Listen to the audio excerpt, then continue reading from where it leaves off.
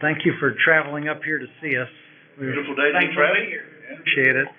We really do. Appreciate your enthusiasm. I think you know our format, but I'll go through it. Just, if you'd maybe take the first minute or something, just to introduce yourselves, that would help us. And then it'll be about 10 minutes. The floor is yours. So I think start the video for the first 3-4 minutes or whatever. If you want to narrate it, great. And then just go on, just on an overview of the project. Help us with this as sort of as simple as possible on what the need is, why you're doing it, why you believe it'll be successful if it was implemented. And then we'll have a little question and answer time. So we'll have about 25 minutes together. But appreciate you being here. Everything is being streamed live, and being some years from now, somebody will be able to maybe go in there and see what everybody said. See, was that successful? But anyway, we'll see. With that, the floor is yours, and thank you again for coming. Well, we thank you for the opportunity to present our proposal. Michael Ford, Superintendent, Russell County Schools. Mr. Kazook. I'm Vice Chairman of the Russell County Board of Education and a retired ATC Principal, Richard Kazook. Steve Branscombe, my company's Branscombe Construction Company. I'm the construction manager of record for the Russell County Board of Education, and also a founding member of 26 years for the Russell County Industrial Development Authority. My name is Jeff Adams. I'm the principal of Lake Culinary Technology Center. I'm Tanya Adams. I'm Director of Instruction for the Russell County School District.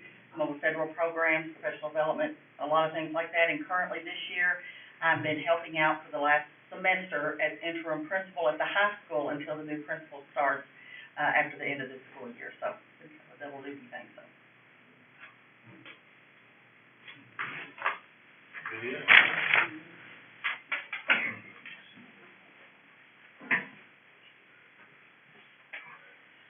Okay, this is a 1967 building, the Lake Culinary Technology Center.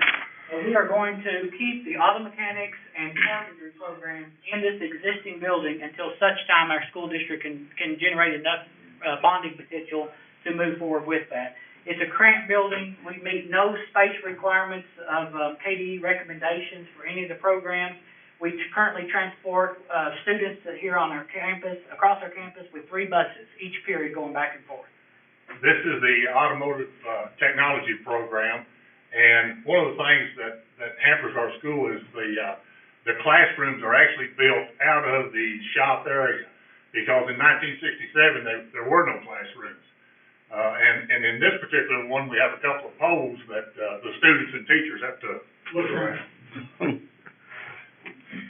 This is our health sciences program. In 1967, it was a drafting program. After 2 years, it was converted to a health program, or a health sciences program, which was some restraints because of size. Our construction carpentry program also has a classroom taken out of the shop areas.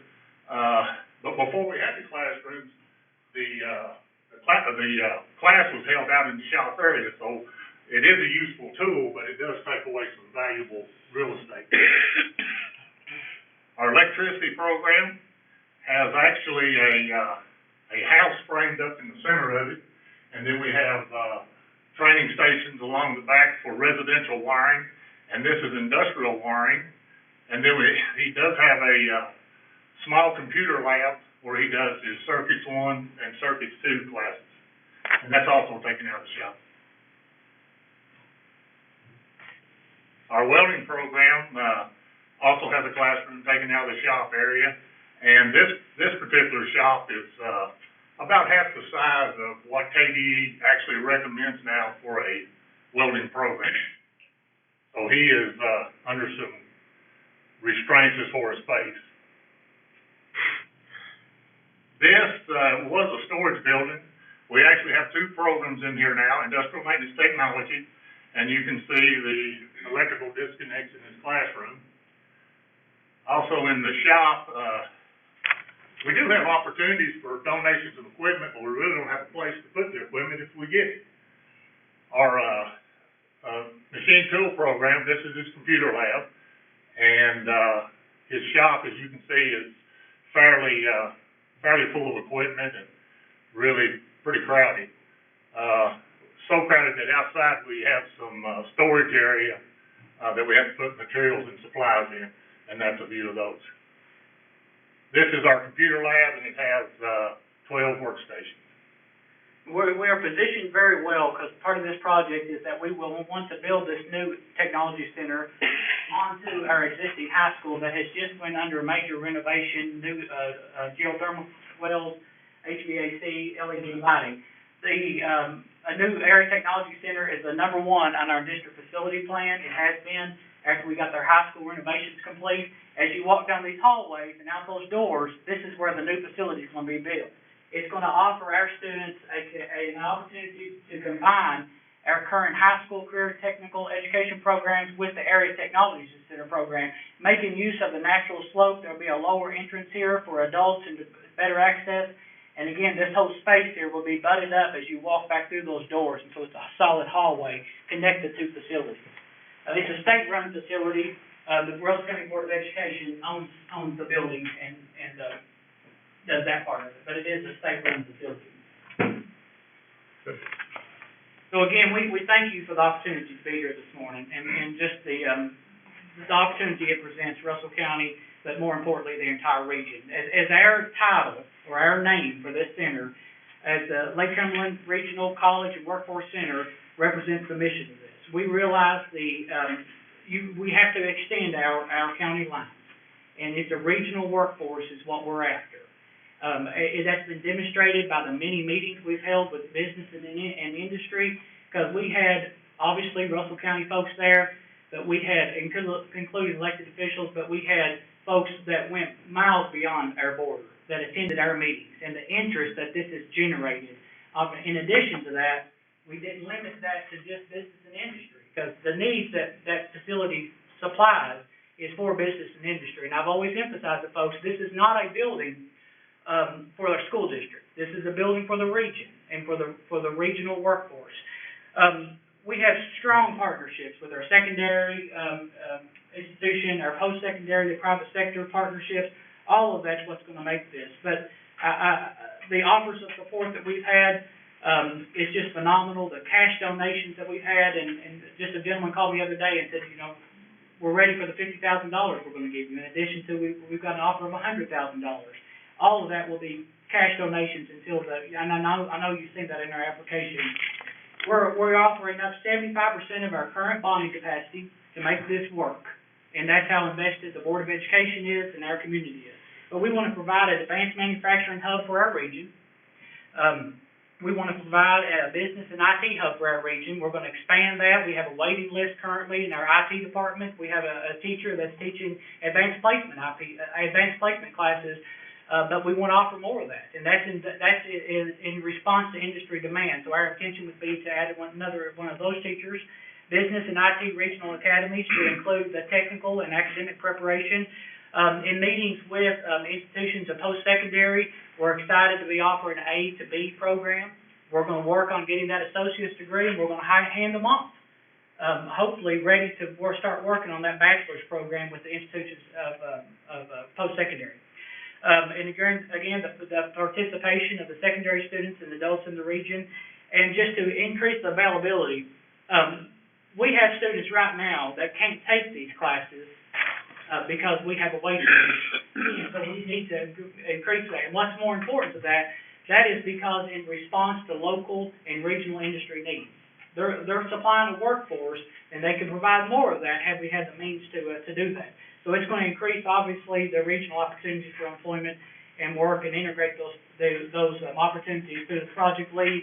And we're looking at other things to shore up some of our other programs, such as our tech ed. We're tapping into working on currently an Appalachian Regional Commission grant. We're looking at other funding sources to just bring all of our career and technical programs together. Mr. Branscombe. Thank you. As you can see from this school district that this project is the top priority.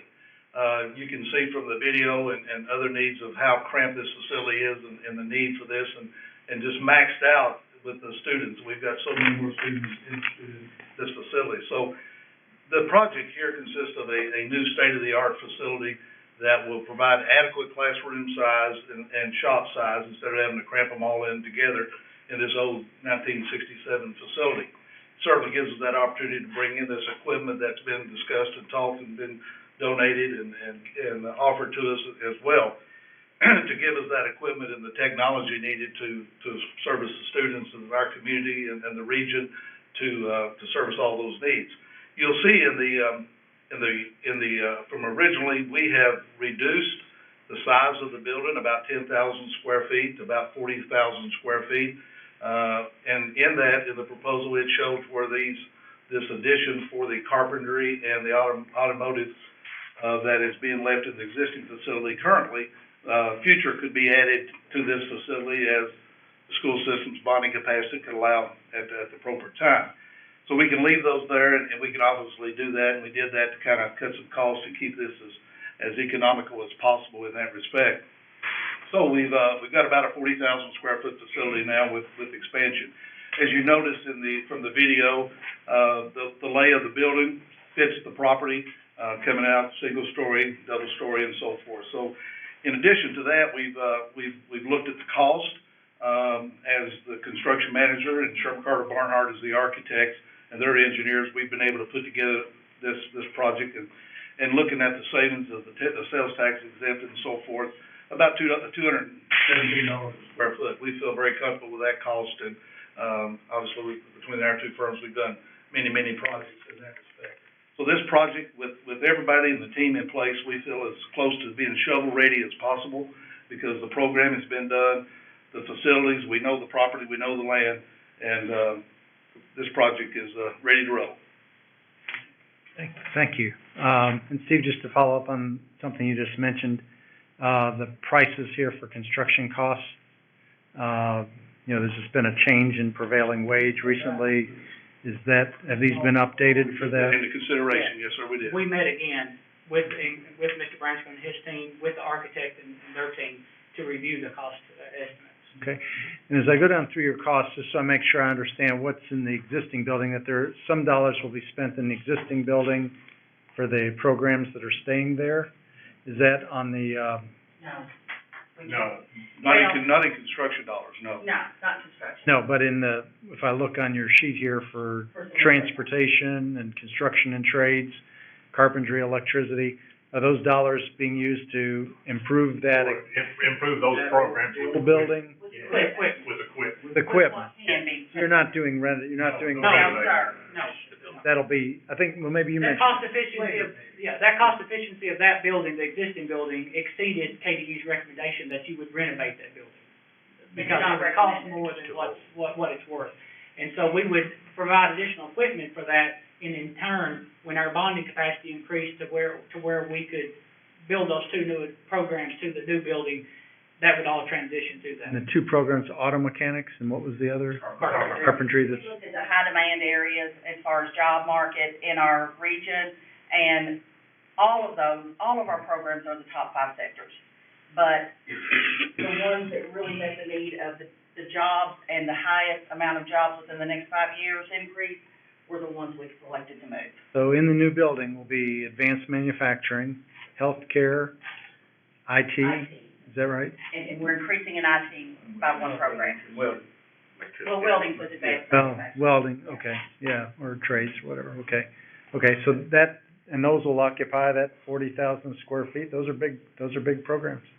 And But the specs for KDE are big programs. I mean, they are big space-wise, yes. our region has greatly grown in a lot of the manufacturing, as you're so aware, and even some of the local facilities, as Dr. Snyder and Bruce Automotive and Stevens Pipe and Steel, there's all those welding and high-tech jobs, and it's just, they're all in. And the last project we gave you, last time we were here for a grant, we had included the plastic injection molder machine. This time Bruce America is going to pay for that for us. You saw that, industrial maintenance room, it's 999 square feet. We can't squeeze another piece of equipment in there. So when that one moves there, then that's donated, it's off our equipment list for last time. So they're really committed. we'll move on here, but pretty ambitious, additional participants, almost 2,000, 1,800. So We, 1,200 today going to, that including the. going from 1,100 to almost 3,000 Now, okay, you. full You're looking participants. at the 1,165 we currently have with our each period, and then we're looking at, and we did take this, into account the size, because, like, for example, that 999, like, we can't, the capacity for that program, is so small that you can have the numbers for that when you increase that size for industrial maintenance, you can increase the amount of people that can participate. But you have the physical individuals that would be interested in this program, and, I mean, the students are going, We did have a. We have a waiting list we for every have- program. We have a Yeah. waiting list for the program. and do any other school districts participate in this, or just Russell County alone? No, but that's the reason we think this will be a big increase, though, We- is because there are, people that are interested in the advanced manufacturing hub, because a lot of, like, for example, looking at the area technology centers, some of them offer part of that. Almost everybody has welding, but a lot of them do not have, machine tool, the correct name for that, but machine tool, a lot of them do not have that. And then you add that into industrial maintenance. Some might be a few programs that offer close to machine tools, they don't offer industrial maintenance. So to get that full advanced manufacturing that most of the Kentucky track in that area want, you need to have all three in The other- one location. The other districts that are already coming to that ATC, or you envision coming? We bring, the Dare County Yeah, students we- currently, We bring a Dare County Sure. And student that's currently. included in this. but we've had meetings, for instance, with Casey County Superintendent on offering, and offering those, and we have them in place, our Laker Success Academy that affords an opportunity to where if they came, then they need to stay with us 3 periods a day. They could do their dual credit classes, they could do their academic components on our campus and still get their career in tech. Our vision is to be a true hub for this region, Yeah. for advanced manufacturing and IT. So that's bringing students from other districts across district lines, and we have agreements from them to do that, and training them there, even with their academic component of it, as well as the vocational or If they technical. want to Afforded them participate that in this academy. Yeah. We are going after the JP Morgan as well, that kind of goes along with that. Christelle, I think we kinda answered the bonding question. Yeah. Christelle, you wanna talk about? Well, if you receive partial funding for this, what would be your priorities? So would you still be able to accomplish your goals, for this project? Is there anything we might be able to touch that, those, we're really confident on what the numbers are accurately represented on what it would cost, because Branscombe Construction, Sherman Carter Barnhart, they're expert in educational facilities, and our district has worked with those for a number of years now, so we feel really comfortable with those numbers are accurately represented. They're not inflated, they're not deflated. Of course, you always hope that bids come in lower, right? We would really have to look at what that would mean, because as we noted, we took off 2 programs to leave at our existing facility in a cost savings measure. I'm gonna be upfront and honest, we have $6,750,000 of bonding capacity, which we wanna contribute $5 million to this. Now, being good stewards and being responsible to the school district for unforeseen circumstances, I would never want to have 0 bonding capacity in case something horrible happened and I needed to tap into that. But having said that, there's a little bit of cushion there. We have built contingency into Yeah. the construction dollars, I think $500,000 and change. And again, we feel very comfortable with those numbers, but, with that contingency, obviously, and the school board already using 75% of their bonding capacity, I think you just probably have to get board approval if there's We would look any into additional. probably using more of that bonding capacity. Yeah. Absolutely. So you're basically all in with this layout as it is. You don't necessarily have any, possibility for a phased approach or a priority of what areas you may want to focus on? See, and that's what we went back and did last time. We took Okay. those 2 programs out, and we, with the design of the building, that would be as cost efficient as possible. Of Which course, is about Winslow got it 10,000 too. square feet. Right, that would be less off this time. Of course, it's cheaper to build than you're building, everyone knows that, so we hope that, but we would just actually sit down on a team and look at those programs and see what other space that we could minimize, or what other revenue streams that we have. And I would have to go back to the board, and they're all on board, to support that program, and we would probably just cross our fingers and dig a little deeper into our, what's left of our bonding capacity. But we want this program for the region, our industry, and our excitement in our community. I can be at the store, I can be at the meeting, and folks ask me, you know, are we getting that new center? So it's been great for our entire region, just the meetings and the excitement that we've had for that. So we're bound and determined to see that it happens. Kathy? Okay, I have a question for you. How far away on average is the average targeted audience for your project from another project or program of similar scope and audience in both mileage and driving time? You can put We're numerical. probably at least 60 miles or an hour and 15 minutes from another project that can actually offer that true manufacturing hub that we can offer. And the IT hub is about the same, that's Barron County. That could offer an IT hub like we propose. What about the, Now, there are some programs, like there's a sporadic welding program or a machine tool program, They're but not together. But to have those together in one spot to where you can offer that true hub, it's 60 miles. So the school district would, if they bus some students to us, those kids could actually stay the day and then be bused back and have their complete package of the day in, if we go to those academies for that. And one thing I didn't mention to you was this, when you said it was big numbers, remember, we're not offering anything night except for construction now. When you start adding all that night classes in, which it's really, I mean, that's big interest in our area, that's where a lot of the projected enrollment has really come from there too, to add to that number, so. Somerset Community College Yes. has offered to Yes, provide instructors for the evening for adults, to make use of. And one of the main reasons we're not offering is because we don't have the equipment that our industry has. You know, we're so far behind on, equipment-wise, and we don't have the room for it. So, you know, they actually have to drive to Somerset or have somebody come in-house. Mike? Yeah, it appears that, you all said that Barron County may be the closest county. I don't think they're not up to more of an advanced technology center in Barron County, because they were here last time asking for funding to do this. we wanted to say they offer an IT program, we didn't wanna say, you know, we You guys wanna- would have to go to Bowling Green or We didn't Louisville. wanna do anything inflated. Dick? Chad, can you comment on how you're going to attract the number of adult students that you show coming into this program? Now, we have a very, intense marketing plan, and we brought in, Via Media, we brought in Hutch Digital, we brought in lots of partners in that marketing plan. Plus, I'm just gonna tell you, you know, kids get into Facebook, Twitter, YouTube, all those kind of things, and we're really gonna hit newspapers, direct mail, we're gonna put, brochures in those kiosks, we're gonna go to all the different centers. I mean, we've got a very aggressive marketing plan.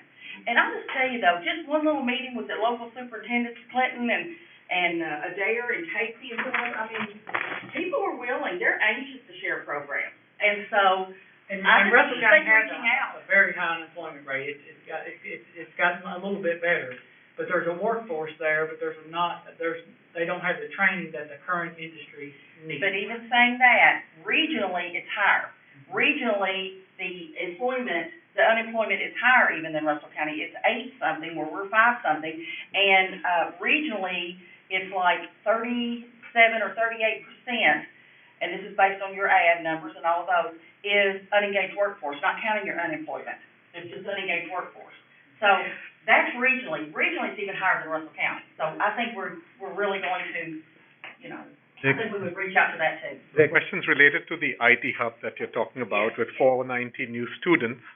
I want to understand a bit more about industry engagement, specifically local companies in your area that you might have internship programs with that are already working and in place for your existing students.